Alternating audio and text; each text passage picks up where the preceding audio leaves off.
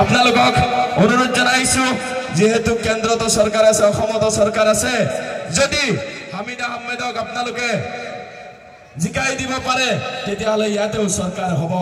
যাইকিনে আমার triple engine সরকার হব triple engine সরকার হওয়ার লগে লগে নিশ্চয় আপোনালোকে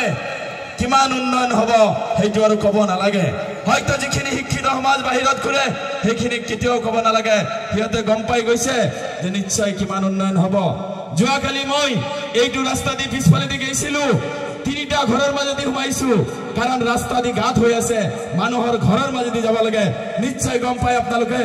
কিমান এটা প্ৰব্লেম হৈছে মানুহৰ ঘৰৰ মাজেদি যাব লাগে এনেকুৱা পুখুৰীৰ নিচিনা এইটো দুখকাৰ আজি আমাৰ এই ৰাইজৰ কাৰণে মানুহৰ ঘৰৰ মাজেদি যাব লগা হয় ৰাস্তা দি যাব নোৱাৰো যদি আপোনালোকে এই দিলৱাৰ আহমেদক আপোনালোকে যদি ভোট প্ৰদান কৰে ৰুবি আহমেদ যদি কংগ্ৰেসেৰ তাক ভোট প্ৰদান কৰে নিশ্চয় এই গাঁতটো থাকিবই বেলেগৰ ঘৰৰ মাজেদি যাব লাগিব আপোনালোকৰ এইটো কিন্তু নিশ্চিত মই জানো গতিকে আপোনালোকক এটাই অনুৰোধ জনাইছো মই আপোনালোকে যাতে দয়া কৰি হামিদ আহমেদক যাতে ভোট প্রদান করে মঞ্জিল আহমেদক যাতে ভোট প্রদান করে রুনা লাইলাক যাতে ভোট প্রদান করে সাইদুর রহমানক যাতে ভোট প্রদান করে আপোনালোকক ওচৰত মই হাত জোৰ কৰি অনুৰোধ কৰিছো তাৰ পিছত আপোনালোকক আৰু এটা কথা কোৱাই দিছো এই ডবল ক্যান্ডিডেট দিলৱাৰ আহমেদ তাৰ কোন দলৰ মই মেম্বাৰ লেভেলৰ পৰা কৈছো এমপি বাদে দিয়া মিনিষ্টাৰ বাদে দিয়া কোনেও তাৰ কোনো মুৰব্বী নাই আছে জানো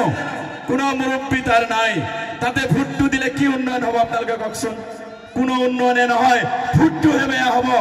ভোটটোহে বেয়া হ'ব কোনো উন্নয়ন নহয় তাৰ পিছত কংগ্ৰেছৰ যিজন ক্যান্ডিডেট ৰুবি আহমেদ তাৰে ভাই বোৱাৰী এজন আছিল হুসফিয়াৰা তাক এবাৰ আমি জিকাইছিলো বিপুল ভোটত জিকাইছিলো 5 বছৰৰ মাজত এদিন দেখা নাই আজি ডেট লৈকেও কোনেও সাগে দেখা নাই তাক এই ঘৰৰ পৰাই এআইডিএফৰ পৰা ধনৰ বলত ৰাতাৰাতি কংগ্ৰেছ হৈ 20 লাখ টকাৰ বিনিময়ত টিকেট কিনি আনিছে আনি কিনে কংগ্ৰেছৰ পৰা টিকেট লৈ আহিছে